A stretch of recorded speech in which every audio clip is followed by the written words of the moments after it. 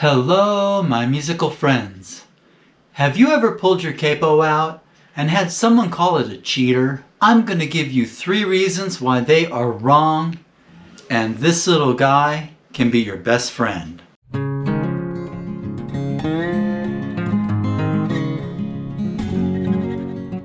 We all know the lowly capo.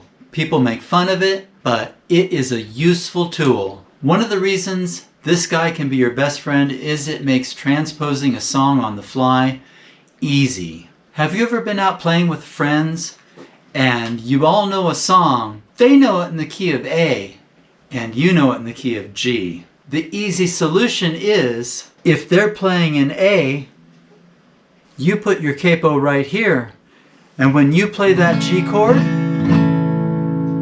that's an A.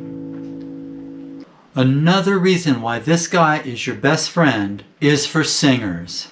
If you want to sing a song, or you're playing with friends and the person singing wants to sing a song, and it turns out the best place for your voice or their voice is, say, B flat. All you have to do is capo 3,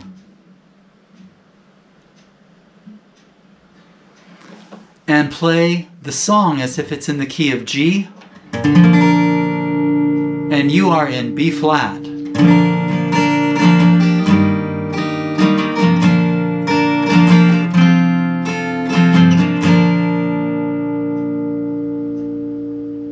The third reason this guy can be your best friend is if you're going to play a popular song that everyone knows, and you're singing or someone else is singing and they want it in a different key.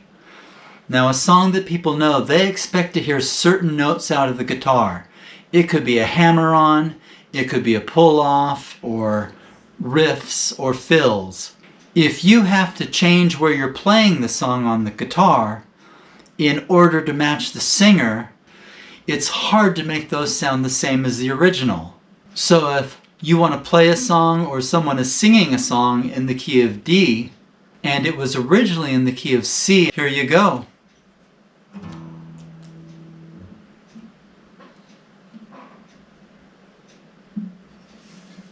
There you go, there's a C chord, but with the capo it's in D.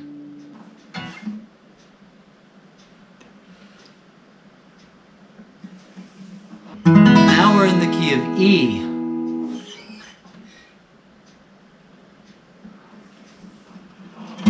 Now we're in the key of F.